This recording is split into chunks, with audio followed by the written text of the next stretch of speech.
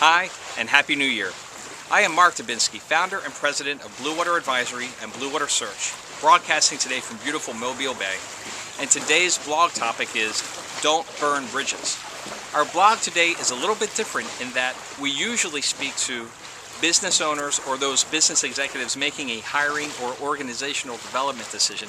In this case, our blog is speaking directly to candidates, and we would like to share 3 common mistakes and sometimes fatal flaws that we see in the recruitment and search process that candidates often make, and hopefully you can learn from others' mistakes. Number 1 is an improper exit. Number 2 is what we call bad will, and number 3 are white lies. Let's start with the first. When you choose to leave an organization, or sometimes it may not be your choice, but either way, when you leave an organization, the way you conduct yourself and the behavior around your exit interview and other exit processes that go with that will carry forward and often weave their way into references for your next area of employment. Many candidates mistakenly think that former employers don't give references. Well, you'd be surprised.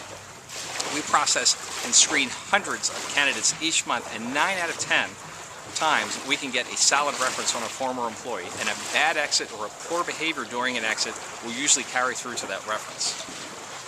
The second, sometimes fatal flaw that we see is what we call bad will. You might not be happy the way your last job ended. It's okay to complain to your friends and your family, but we will caution you to think twice, maybe think 3 times before you post something very negative on a social media site that's public for everybody to see. Whether in your mind it's your feelings and it's true, etc. We have seen candidate searches get derailed because the potential future employer sees the acidity and the negativity that that candidate has put out there in public about their former employer, and the potential future employer thinks, I don't know if I want that person on my team. The third common mistake and often fatal flaw that we see are those white lies on resumes.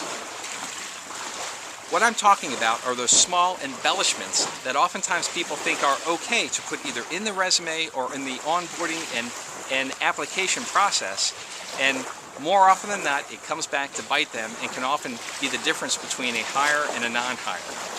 Just 2 weeks ago, we had a candidate in their final interview with the president of a large organization, and they had indicated on their resume that they had specific experience in a certain area of supply chain.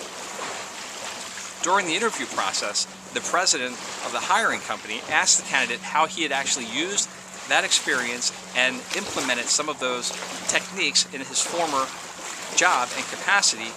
And when push came to shove, the truth was the candidate actually just had attended a class and hadn't actually done anything with the material. That was enough for the president and the hiring company to count that candidate out of the hiring pool.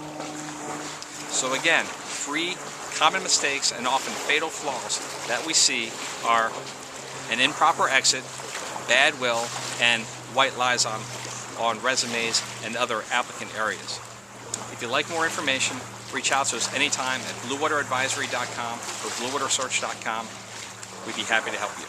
Thanks and have a great day.